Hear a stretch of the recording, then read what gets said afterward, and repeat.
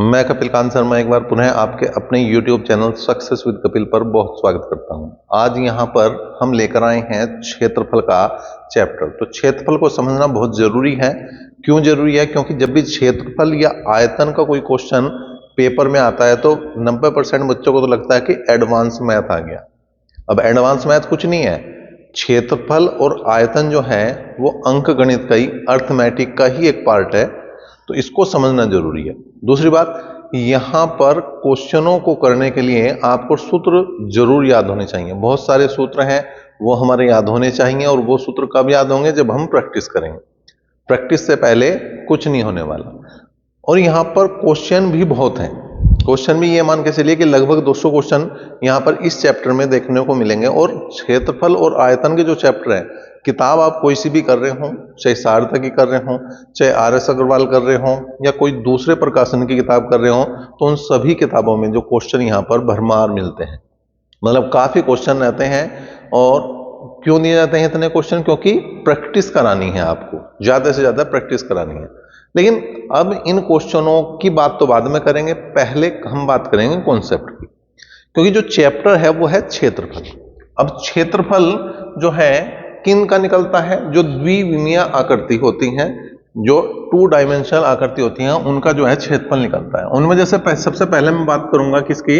आयत की। आयत, अगर मैं आयत की बात कर रहा हूं तो आयत जो है, ये वाली जो आकृति क्या बोलती है? ये आयत बोलती है। ये इसकी लंबाई हुई और ये इसकी चौड़ाई हुई। ठीक है। तो अगर कहीं आयत की मैं बात कर रहा हूं तो उसमें 3 चीजें निकाल सकते हैं हम। 3 चीजें पूछी जा सकती हैं, 3 चीजें हम निकाल सकते हैं। पहली क्या इसमें? एक तो पूछेगा वो आयत का क्षेत्रफल। आयत का क्षेत्रफल। तो अगर आयत के क्षेत्रफल की बात कर रहा तो हो जाएगा लंबाई गुणा चौड़ाई। लंबाई गुणा चौड़ाई। अब लंबाई को हमने लिखा है L और चौड़ाई को लिखा है हमने B। तो इसका जो फॉर्मूला हो जाएगा वो LB हो जाएगा। अब बार बार हम लंबाई गुणा चौड़ाई नहीं लिखने के, यहां पर क्या लिखेंगे? L और B का यूज करेंगे। लंबाई की जगह L लिख देंगे और चौड़ाई की जगह हम B लिख देंगे। दूसरे की बात करें, आयत का परिमाप। अगर आयत का परिमाप निकालना है तो उसके लिए फॉर्मूला क्या है?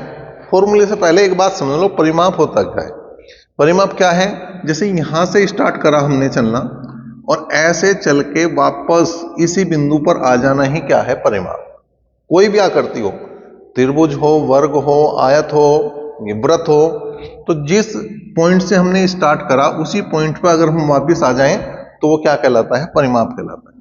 जैसे अगर मुझे कोई भी सूत्र नहीं पता, मैं डायरेक्ट भी कर सकता हूं। यहां से यहां तक कितनी दूरी चलाए हो? L। यहां से यहां तक कितनी दूरी चला? B। फिर यहां से यहां तक, तो ये L है तो ये भी L होगी।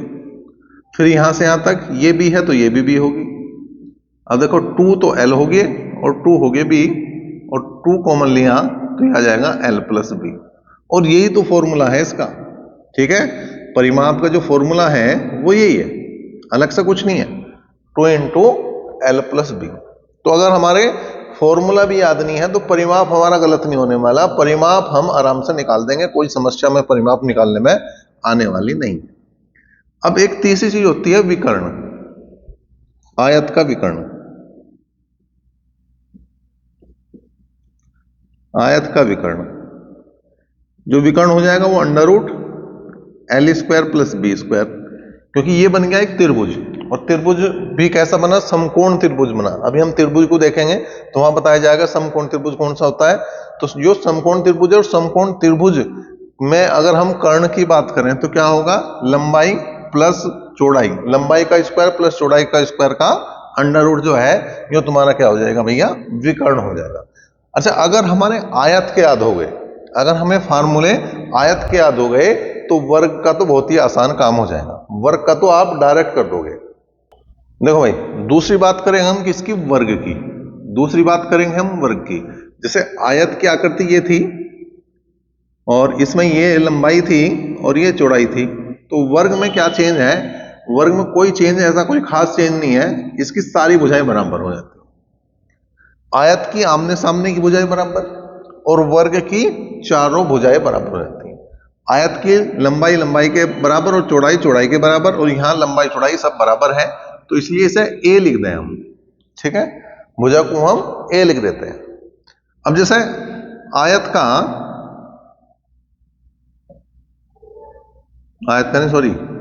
वर्ग का क्षेत्रफल निकालना अब आपके याद नहीं है तो कैसे करेंगे? अगर आयत का याद हो गया तो वर्ग का तो अपना आप याद हो गया, आयत का याद हो गया तो वर्ग का तो अपने आप याद हो गया। लंबाई कितनी है? ए। चौड़ाई कितनी है? वो भी है, क्योंकि वर्ग कौन होगा? जिसकी सारी भुजाएं बराबर हो जाएंगी। तो लंबाई भी ए है, चौड़ाई भी ए है, तो ए की ए में गुणा करूंगा तो हो जाएगा ए स्क्वायर। दूसरी बात करो, वर्ग का परिमाप, वर्ग का परिमाप अगर मुझे निकालना है तो भाई यू ही याद कर लिया तुमने, 2 इंटू लंबाई प्लस चौड़ाई। 2 इंटू लंबाई ए है, चौड़ाई बी है, ए हो जाएगा 2a, 2a की 2 में गुणा करेंगे तो 4a हो जाएगा। 4a मतलब क्या है? अगर हमारे आयत के याद है तो वर्ग के तो अपना आप बनते चले जाएंगे। तीसरी बात करें, वर्ग का विकर्ण। अगर हमें आयत का विकर्ण पता है तो वर्ग का निकालने में कोई दिक्कत नहीं है। एल की जगह क्या लिखेंगे? ए। बी की जगह क्या लिखेंगे? ए। ए का वर्ग प्लस ए का वर्ग हो जाएगा 2a, ये हो जाएगा 2a स्क्वायर। अब ए को बाहर निकाल देंगे तो हो जाएगा a√2, ये हो जाएगा भैया a√2। ठीक है, तो अगर हमने आयत के फॉर्मूले याद कर लिए तो अगर वर्ग की याद भी नहीं है तो हम बना लेंगे। तो एक के तो कम से कम हमें याद करने पड़ेंगे, किसके? आयत के तो याद करने ही पड़ेंगे। और अच्छा है अगर हमारे वर्ग के भी याद है तो ये हमारे लिए काम ही आसान होना, ये हमारे लिए काम ही आसान होता चला जाएगा। जितने हमारे फॉर्मूले याद होते चले जाएंगे उतना ही हमारे लिए ये चैप्टर भी आसान होने वाला। अब जो तीसरी आकृति है वो है समचतुर्भुज। समचतुर्भुज की आकृति किस तरह की होती है? देखो इस तरह की होती है समचतुर्भुज की आकृति, नाम से ही पता लग रहा। सम माने समान, चतुर माने चारों भुजाएं, जिसकी चारों भुजाएं समान हो वो समचतुर्भुज है। मतलब लेकिन इसमें और वर्ग में फिर क्या अंतर है कि भाई वर्ग में भी तो सारी भुजा बराबर थी। वर्ग में क्या था? जितने भी कोण थे, जितने भी एंगल थे वो सारे 90 डिग्री थे, लेकिन यहां पर कोई 90 डिग्री नहीं है, कोई 90 डिग्री नहीं। यहां पे जो मेन काम चलता है वो चलता है विकर्णों पे। जैसे ये D1 है, D फॉर डायगोनल, D1, और ये हो गया D2। तो अगर मैं बात करूं समचतुर्भुज के क्षेत्रफल की,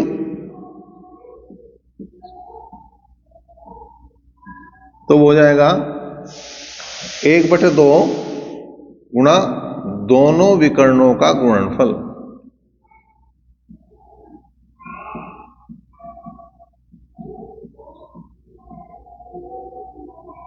शॉर्ट में लिखेंगे 1/2 D1 इंटू D2। ठीक है, इसके बाद अगर मैं बात करूं किसकी? समचतुर्भुज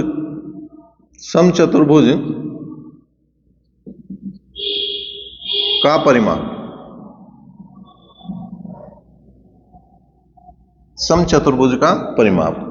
अब अगर ये भुजा ए है तो सारी भुजा ए है तो हो जाएगा 4a। वो कितना हो जाएगा भैया? 4a। अब इसमें एक जो सबसे खास बात है वो तुम्हें पता होनी चाहिए, क्या? कि समचतुर्भुज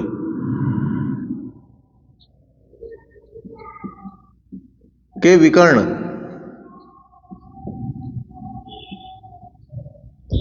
एक दूसरे को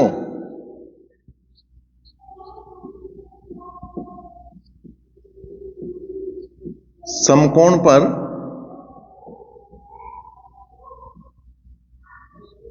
समद्विभाजित करते हैं।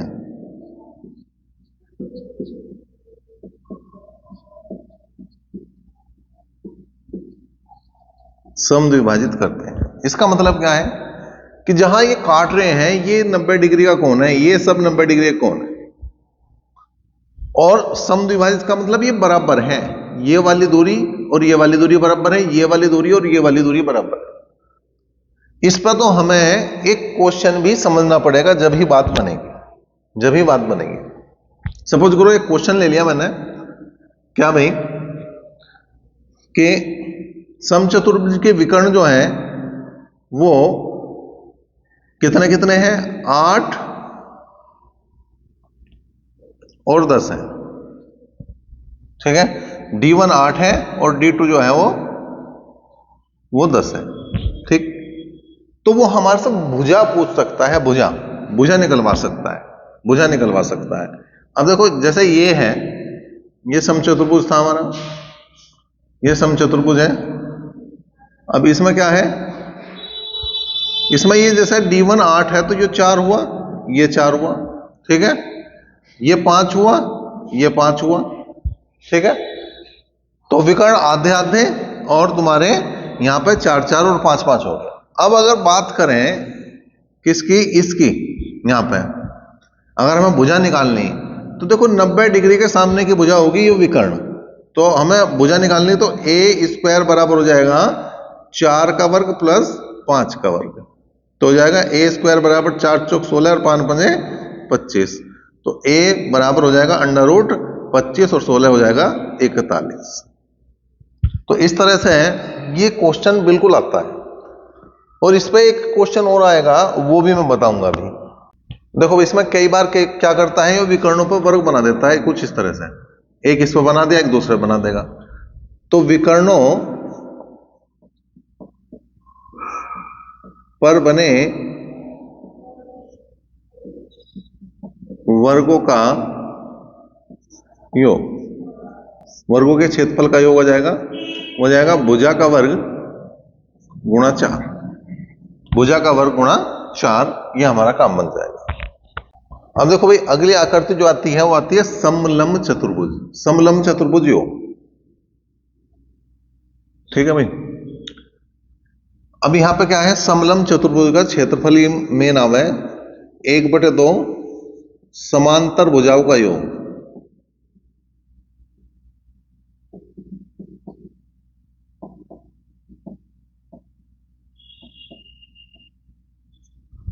समांतर भुजा ये है दोनों समांतर भुजा, समांतर भुजाओं का योग गुणा बीच की दूरी। सीधा सीधा सा फॉर्मूला लगाना और काम बन जाना। इसका तो एक ही फॉर्मूला आपको ध्यान रखना, इससे हमारा काम बने। इसके बाद हम बात करेंगे त्रिभुज की,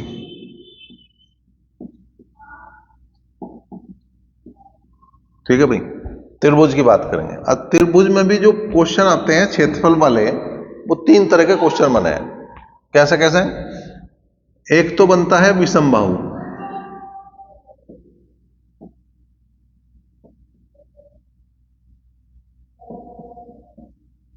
बाहु त्रिभुज, एक बना है समकोण त्रिभुज। त्रिभुज तो बहुत सारे हैं, लेकिन मैं उनकी बात कर रहा केवल जिन पर क्वेश्चन आने हैं, ठीक है। और एक तीसरा जो तुम्हारा क्वेश्चन पूछा जाएगा, वो पूछा जाएगा समकोण समद्विबाहु।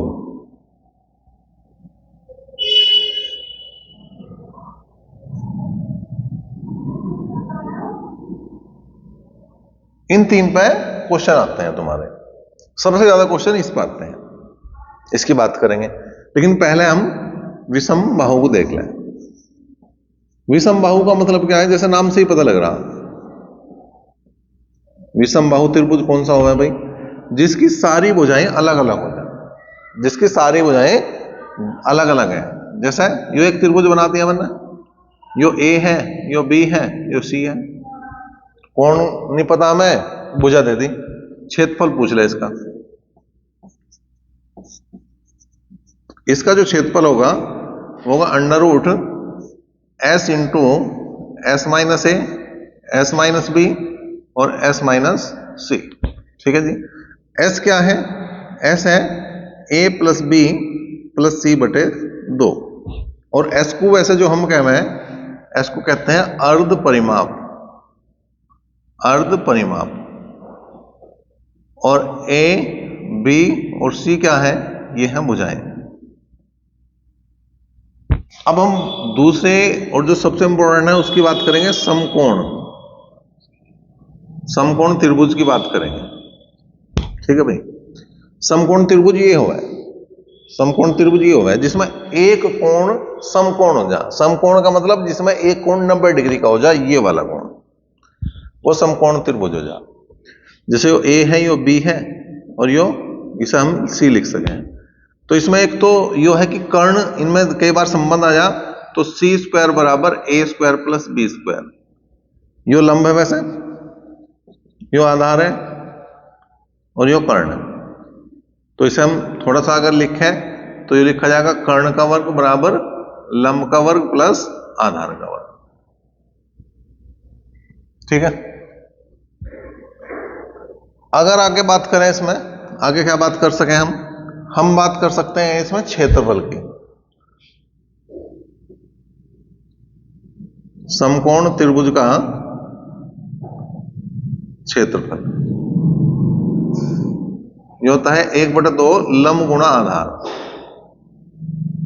1/2 लंब गुणा आधार। ये समकोण त्रिभुज का क्या हो जाएगा भैया, क्षेत्रफल हो जाएगा। तो एक तो बात ये रही इसकी, एक बात ये रही। अब यहां पे हमारा डायरेक्ट काम बहुत बनता है। डायरेक्ट काम कैसे बने, ट्रिपलेंट से, त्रिगुण से।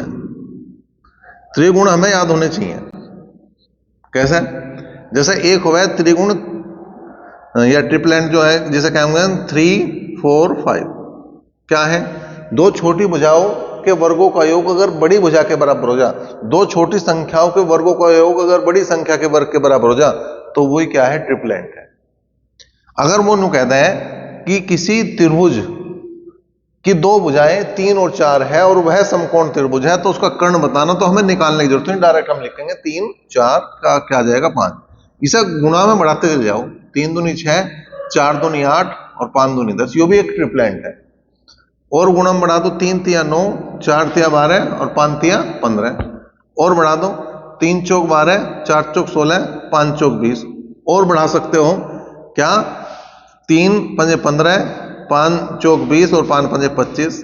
ठीक है, इसी तरह से कहीं तक भी बढ़ा सकें। तो जितने भी हैं सारे के सारे क्या है, ट्रिपलेंट है। इसके अलावा भी आते हैं भाई, ऐसा नहीं कि यही है, इसके अलावा नहीं है। एक देखो क्या है, 5, 12 और 13 भी एक ट्रिपलेंट है।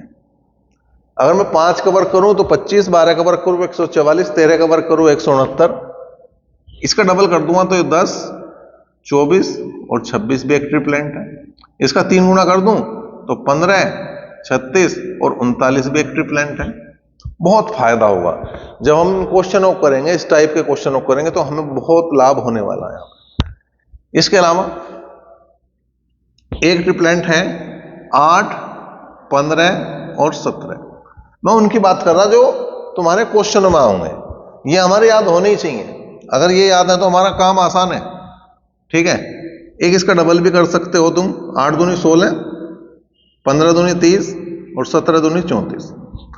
एक जो आता है तुम्हारा, वो आता है तुम्हारा कितना भाई, 20, 21 और 29। एक ये भी ट्रिपलेंट जो है क्या है, इंपॉर्टेंट, ये भी एक अच्छा ट्रिपलेंट है। तो ये अगर हमारे याद है तो ये हमारा काम आसान करेंगे, ये हमारे क्वेश्चनों को जल्दी करेंगे, ये हमारा समय बचाओगे, ये हमारा नंबर लाने में भी मदद करें। अब तीसरे की बात करें, समकोण समद्विबाहु। समकोण समद्विबाहु का मतलब क्या हो जाए, ये इस तरह से बना है, इसमें क्या है, ये और ये दोनों चीज बराबर हो जाए। ठीक है, मतलब यो अगर ए है तो यो भी ए हो जाएगा। अगर इसका क्षेत्रफल चाहिए हमें, इसका क्षेत्रफल चाहिए तो ये आ जाएगा 1/2 ए स्क्वायर। ठीक है भाई, उसका ही सीधा सा काम चलना हमारा। सीधा सा काम किसका चलना हमारा, हमारा जो काम चलना है वो चलना है समकोण त्रिभुज वाला फॉर्मूला लगना। समकोण त्रिभुज वाला फॉर्मूला क्या है, 1/2 लंब गुणा आधार। अब यहां लंब भी हमारा ए है, आधार भी ए है। ठीक है, अच्छा एक और इंपॉर्टेंट हमारे से रह गया, उसे भी लिख देते हैं। एक होगा समबाहु त्रिभुज, इसका भी जो है समबाहु त्रिभुज का भी जो है जिक्र बिल्कुल आएगा जब हम क्षेत्रफल के क्वेश्चन करेंगे। तो समबाहु त्रिभुज के बिना अधूरा रह जाएगा चैप्टर। तो अगर हम समबाहु त्रिभुज की बात करें तो ये त्रिभुज इस तरह से होगा कुछ, सम माने समान, बाहु माने भुजा, जिसकी भुजाएं समान हो। जब सारी भुजाएं बराबर हो जाएं, यो यो यो सब एक बराबर हो जाएं, तो उसके क्षेत्रफल की बात करें। समबाहु त्रिभुज का क्षेत्रफल होगा √3/4 इंटू भुजा स्क्वायर। √3/4 इंटू भुजा स्क्वायर जो है वो क्या हो जाएगा, समबाहु त्रिभुज का क्षेत्रफल हो जाएगा। एक इसका जो है ऊंचाई अगर निकालनी पड़ जाए कभी, समबाहु त्रिभुज की ऊंचाई,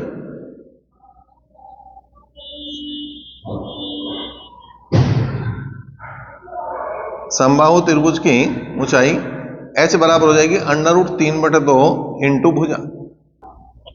नेक्स्ट आ जाएगा, वो आ जाएगा वृत्त। ठीक है भाई, वृत्त की बात करें, ये है वृत्त का व्यास और व्यास का आधा हुआ है त्रिज्या। तो पहले तो यही है, व्यास बराबर जो है वो किसके है, 2 गुना त्रिज्या के है। व्यास बराबर क्या है, 2 गुना त्रिज्या के। व्यास है d और त्रिज्या को कहें हम r, तो d बराबर हो जाएगा तुम्हारा 2r। ये तो हमें पता ही होना चाहिए। अब दूसरी बात जो है वो क्या है, वो है परिधि की, वृत्त की परिधि। अब परिधि वही है जैसे अगर कोई चकोर आकृति है या जिसमें कोने हैं, ऐसी आकृति उसे कहते हैं हम परिमाप, और ये गोल आकृति है तो इसे कहते हैं हम परिधि। मतलब यहां से चल के वापिस इसी बिंदु पर आ जाना क्या कहलाऊगा, परिधि कहलाऊगा। और परिधि का जो फॉर्मूला होगा वो है 2πr। अब पाई का मान कितना हुआ, 22/7 या 3.14 भी इसका मान यूज करा जाएगा, वो क्वेश्चन के हिसाब से। अब हम बात करें क्षेत्रफल की, वृत्त के क्षेत्रफल की अगर हम बात करें तो होता है πr²। अब इसी में एक बात क्या होगी, कई बार क्या करेगा वो त्रिज्या खंड बना देगा, ऐसे बना देगा, ये हो गया थीटा। ठीक है, तो यो होता है चाप, आर्क, इसे बोल रहे हैं हम चाप, चाप या इसे कह देंगे हम आर्क, इंग्लिश में कह देंगे आर्क। ठीक है, तो अगर मैं त्रिज्या इसमें हम बात करूं तो इसमें चाप जो है वो किसके बराबर होगा। अब देखो बाहर क्या थी, परिधि, तो तुम परिधि लिख दो पहले, हमें कुछ नहीं पता। इनटू में केवल क्या करना, थीटा बटे ये पूरा कोण था 360। ठीक है, इससे इसे भाग दूंगा तो 180 आ जाएगा। तो कुल मिलाकर πr² बटे 180 हमारा आर्क हो जाता है, चाप हो जाता है। और इसे बोल लेंगे हम वृत्त खंड, इसे बोल लेंगे वृत्त खंड या त्रिज्या खंड। वृत्त खंड का क्षेत्रफल, तो जो वृत्त का क्षेत्रफल है वो है πr², और खंड क्या है वो थीटा एंगल वाला और बटे 360 हमें करना ही करना। तो ये हो जाएगा तुम्हारा वृत्त खंड का क्षेत्रफल। देखो भाई, यो है अर्धवृत्त, वृत्त का आधा। ठीक है, अब इसमें क्षेत्रफल चाहिए अर्धवृत्त का, तो 1/2 πr² हो गए। परिधि चाहिए, परिधि इंपोर्टेंट है इसकी। परिधि क्या करें हम, जैसे 2πr है पूरे वृत्त की, तो मोस्टली बच्चे क्या याद कर लें, πr याद कर लें ना भाई। πr तो यहां से यहां तक की हुई, यो यहां से यहां तक भी तो गया। हमने क्या बता रखा, परिधि पूरा चक्कर लगाना, यहां से चले तो वापस यहीं आना, तो यहां से यहां तक गए तो वो तो हो गया πr, और यहां से यहां तक जाओगे तो ये हो गया 2r। अब पाई का मान है 22/7 इंटू 2r, एलसीएम लूंगा तो 7 आ गया, 7 दूनी 14 और 22 36।